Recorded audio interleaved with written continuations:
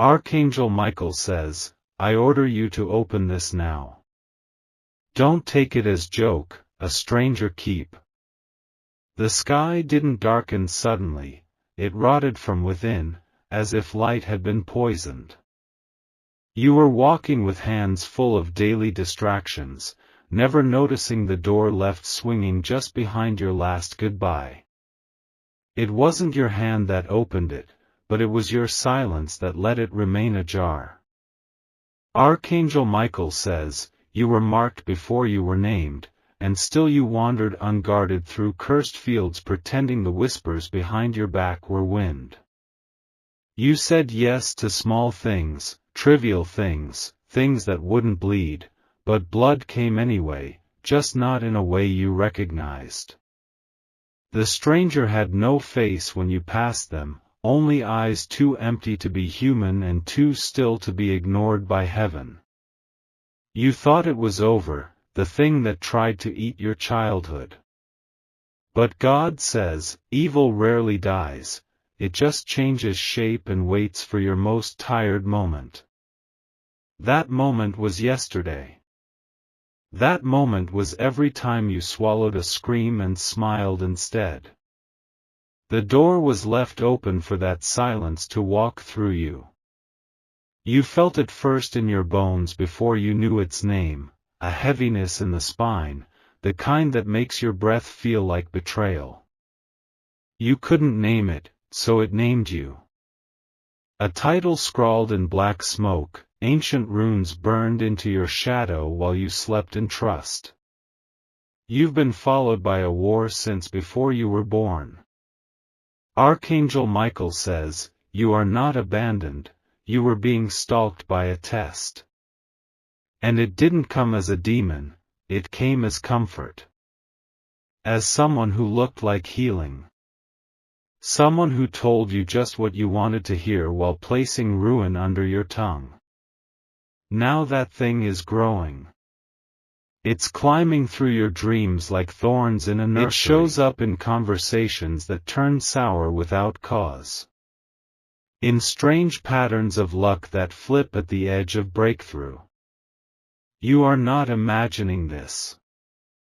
The realm beneath the veil is alive and angry, and your bloodline is part of a debt being collected. You know something is watching you. Not paranoia. Not madness. Something real. Real enough to make your electronics blink when no one touches them. Real enough to make animals look behind you.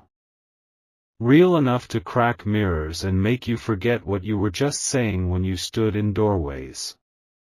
That's not coincidence. That's breach. This is the moment they've waited for. The ones who bound themselves to your silence. They never feared your peace, they feared your voice. The moment you would stop praying for safety and start commanding it. Because that voice carries a scroll sealed in heaven. God says, if you remember the feeling of being watched, it's because the watcher never left. But now it's shifting. It's afraid. Because the angel has stepped into the story. Archangel Michael stands at your threshold. Sword not drawn, not yet. But the shadow feels the pressure, and that's why things are breaking around you now. It's trying to scatter your focus before you wake up fully to the truth. You were chosen to interrupt this bloodline curse. Not escape it. Shatter it. There will be loss. There already has been. Some of it looked like friends falling away. Some of it looked like betrayal so cruel you questioned your own worth. But it was never about you being worthless. It was about you being dangerous to the darkness. The stranger who left the gate ajar wasn't working alone. There are hands behind the hands.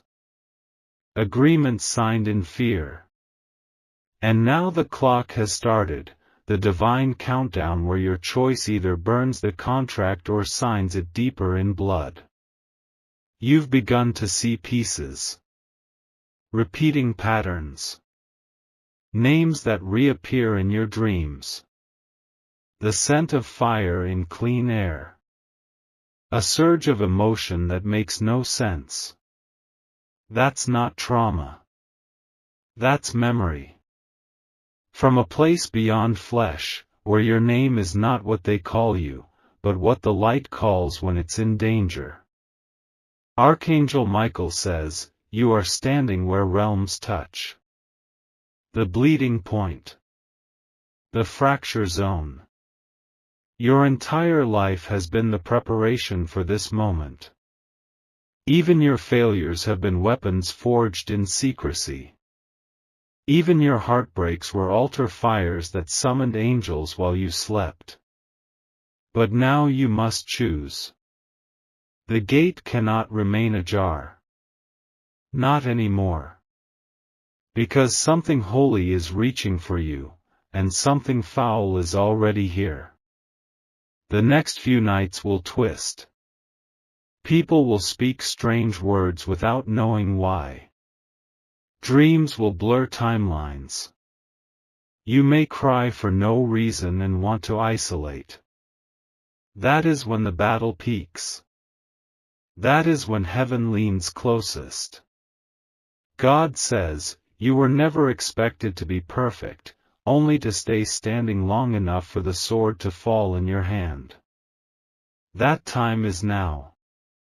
Your hesitation is no longer neutral. It is currency being spent by those who wish you never existed. But you do. And you are awake now. Which means the darkness has already lost more than it knows. The stranger who left the gate ajar is coming back to close it, with you on the other side. Unless you rise. Unless you burn. Unless you become the fire. It started with your reflection not quite following you. A half-second delay in the mirror, a slant in the glass where your eyes should have held light but only echoed something else. That was not your imagination, that was the shadow answering first. It moved before you did because it remembered something your conscious mind buried beneath years of forced forgetting. This thing was invited before you knew what a name could do. It was summoned by decisions not your own but sown into your soul like inheritance. You were born into a war disguised as a family, and love was the first lie that taught you to stay quiet while bleeding. The mirror has become a window now. And not everything you see in it belongs to this world. It's subtle, until it isn't. A smile that doesn't match the emotion behind your face. A twitch that catches your eye when you weren't moving. Something foreign wearing your skin like a prize. You've been shadowed. And now it's stepping forward because it knows time is running out. Archangel Michael says, the first move of darkness is mimicry, imitation before domination. That's what's been stalking your mind, a shape-shifted version of you molded by your most wounded moments. It gathers strength from the lies you tell yourself when you think no one's listening. But heaven hears everything. God says, even in your lowest silence, you were not hidden. Your most defeated nights were lit by a flame unseen, the kind that makes demons retreat before your body even knew it held divine fire. But the shadow knows. It's why it's getting louder, bolder. It knows your real name is almost remembered. And once you say it, nothing will ever be able to hold you again. This darkness isn't random. It's familiar. It smells like the room you cried in when you were 5. It sounds like the voice that mocked you when you reached for hope. It feels like disappointment wrapped in obligation, wearing a face that once promised to protect you. This isn't about fear, it's about possession. About taking back the parts of you that never should have been handed over. You've been seeing signs. They don't make sense at first. Numbers. Flickers. Dead birds near windows. A laugh that sounds too hollow. Technology glitching when your thoughts wander. These are not coincidences. These are pressure points. The veil is stretching. And what comes through next depends on whether you act or freeze. The mirror isn't just a surface. It's a door. And something's knocking from the other side. That feeling of being pulled out of your body? That sensation that someone's behind you even when you're alone? It's escalation. The shadow is trying to rewrite your timeline. It's digging into your memories, editing your past, gaslighting your truth. You forget things because something wants you to forget. Not just moments, but mission. You were given a role in a divine uprising.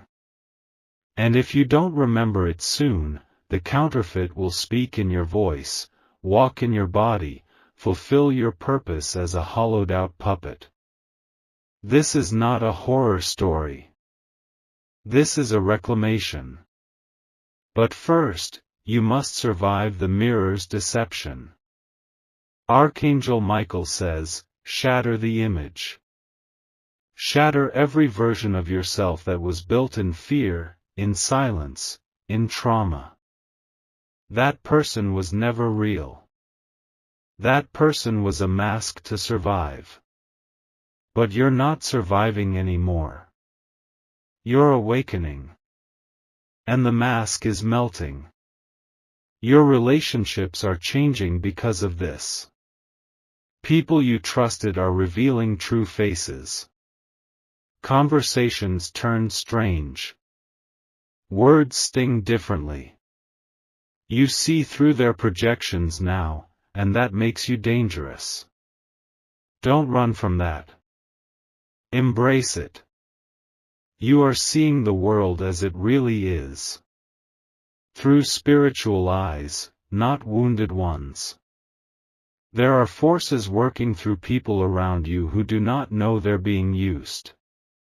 Don't argue. Don't beg. Stand still and watch. The shadow loves drama. It feeds on reaction. But when you go still, when your spirit goes quiet and focused, the thing pretending to be truth twitches. God says, you are not at the mercy of what mimics you. You are the storm. The angel in you is waking. And even the dark knows that when an angel stands still, something divine is about to move. This is why you've been attacked so early, so often. You are an echo of rebellion against the oldest betrayal. The shadow knows you are a bridge between what was damned and what will be redeemed. If it can't stop you, it tries to become you. You've been haunted not by ghosts but by potential. What would have happened if you had chosen differently? Who you would have been if someone had loved you the way you needed. The shadow clings to these timelines, trying to lure you into them, keep you weeping over lost roads so you don't build new ones. But the road you must build is not behind you. It begins now. The mirror is cracking. You've felt it. Your sleep is strange. Your emotions fluctuate like tides. You start crying without cause. You feel sudden rage. This is detox. This is your soul coughing up false versions of yourself so your true voice can finally return. You were meant to command spirits, not be chained by them. You were meant to heal timelines, not be imprisoned by regrets. You were meant to host glory, not haunt your own reflection. The shadow has moved first. But now? Now it's your turn. It rips when you're not looking. A soft tearing at the edges of what you called reality, where something familiar dissolves and something ancient breathes through. That's not imagination. That's the veil, and it's bleeding now, wounded in the same place your bloodline broke its promise to heaven. You weren't there when the lie was sworn. But you carry its weight like second skin. This pain you feel, it didn't start with you. It started generations ago, when someone chose silence over justice, secrecy over confession. And now the silence is screaming. It wants out. It wants reckoning. You've seen glimpses in dreams. A child crying in a hallway you don't remember walking. A name you've never spoken echoing in your sleep. Rooms that flicker between centuries. These aren't hallucinations. These are fractures in the timeline calling you to see. You have been born into the aftermath of a curse kept warm by forgetfulness. Archangel Michael says, the enemy thrives on inherited blindness. The more you refuse to look back, the more it walks freely forward. And now it walks in your house. It eats at your joy. It feeds off delay, because every second you stay numb is another second it owns the throne meant for your spirit. God says, the time of tolerating haunted legacies is over. You will either confront the lie or become part of it. And the lie was simple, that you were powerless to change what they did. That your hands were bound by their choices. That your blood is only as clean as the ones who came before you. That is the lie. And it is unraveling. You felt it in your body. Chronic things with no name. Exhaustion that doesn't make sense. Pain that shifts. That's not illness, it's ancestry screaming through your cells. They've attached spiritual agreements to your DNA, and now that you're waking, those cords are snapping like wet ropes in a rising flood. You are not crazy. You are not weak. You are in detox from generations of spiritual poison. The veil is ripping because your spirit has outgrown the cage. And cages never break quietly. Objects fall. Time slips. You say things you didn't mean to. You forget days. You cry over nothing and laugh when you should rage. This is not instability. This is divine reprogramming. Your soul is pushing out foreign commands. You're rebooting. And hell is terrified. You were always meant to be the interruption. The firewall. The one who refused to pass it on. That's why they tried to keep you small. Why they isolated you. Why they called your voice too much. Because they heard what you didn't, that your voice is what unravels the spell. This is the part where you must face the names. The names of those who hurt you. Those who should have protected you. Not to hate them. Not to excuse them. But to cut the cords that still link your power to their shadow. As long as you're afraid to speak their names in prayer, they remain part of the curse. And the curse wants you quiet. You are the one they never planned for. The one who doesn't forget. the one who sees patterns. You see through the charm, through the performance, through the "I'm fine."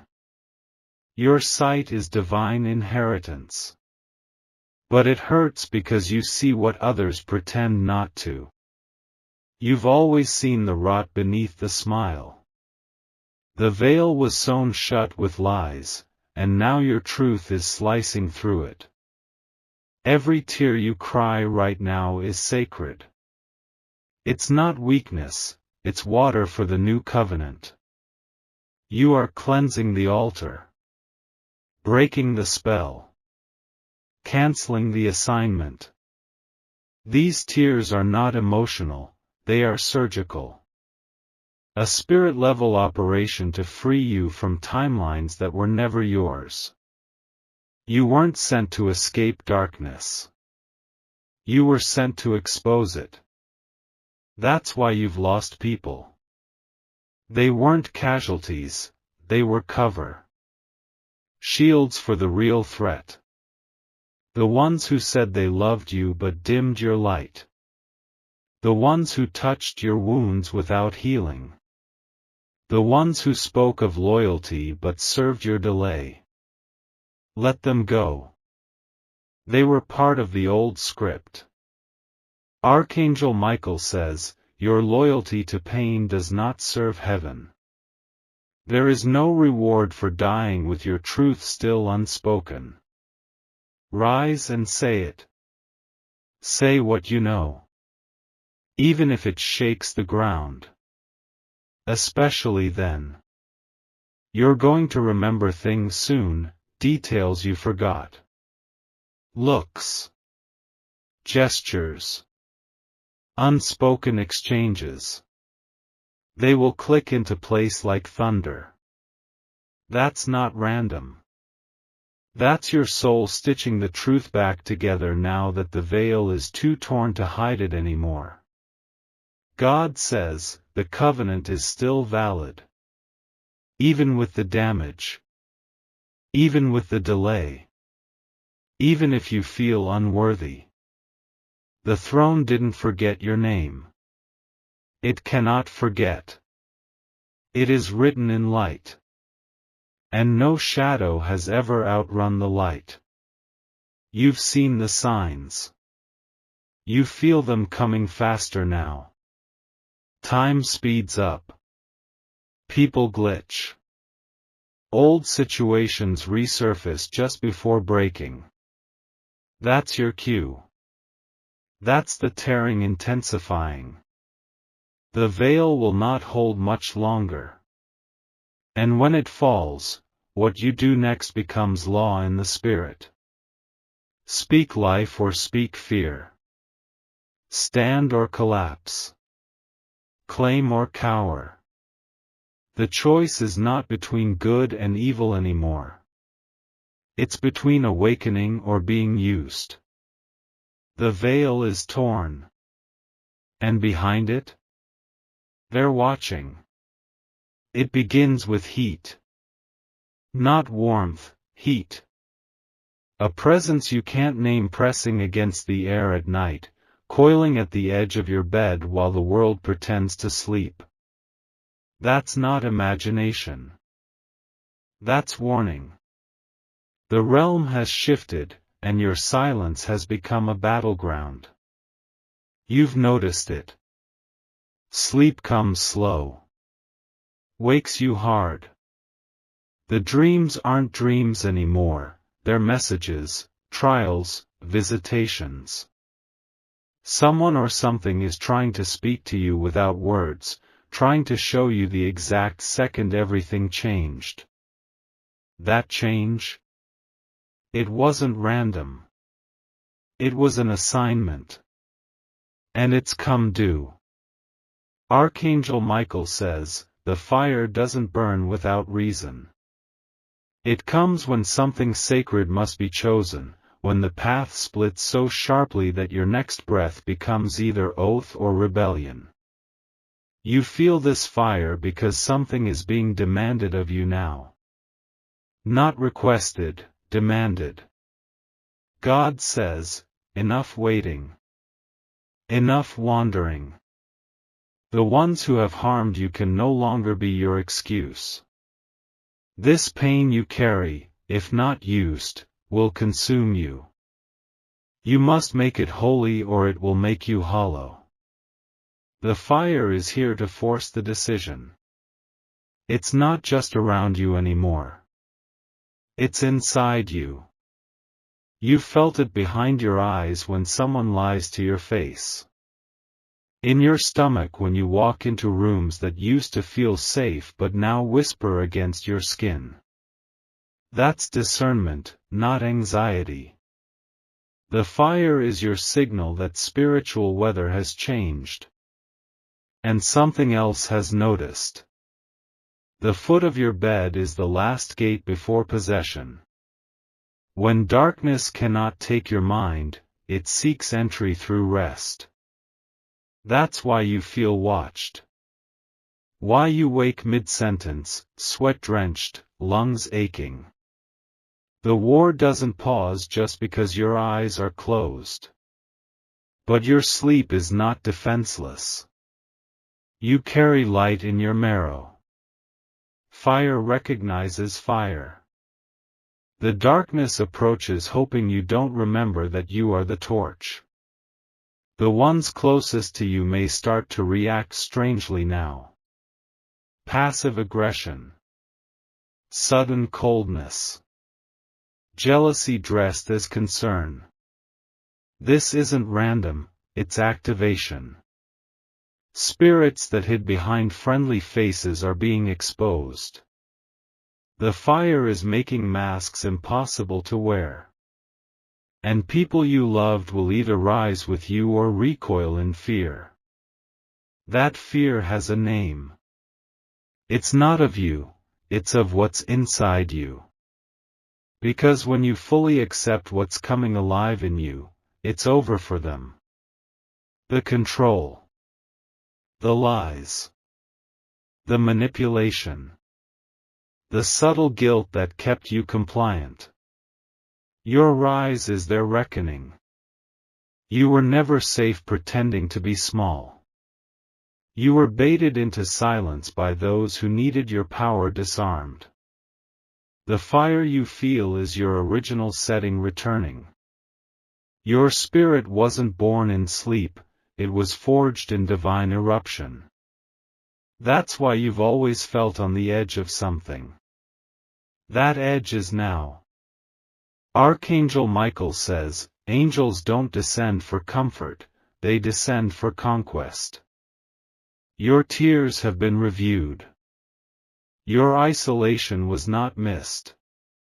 Every time you said, I'm fine, and bled in silence, a record was kept in heaven. The fire you feel is not just warning, it's response. The command has been issued. You are not alone. But this next part? You must walk it awake. You must stop explaining yourself to those who mock what they cannot see. You must stop asking for validation from those committed to misunderstanding you. They were never meant to hold your fire. Only witness its consequence. The fire at the foot of your bed is the flicker before the full blaze. It comes to prepare you. It tests your fear threshold. If you flinch, it waits. If you rise, it follows. You were never meant to fear fire, you are fire. But you must stop trying to live a peaceful life in a burning house. Things will escalate. Electronics may malfunction around you. People may say things that don't sound like them. You may hear whispers right before waking. These are breach points.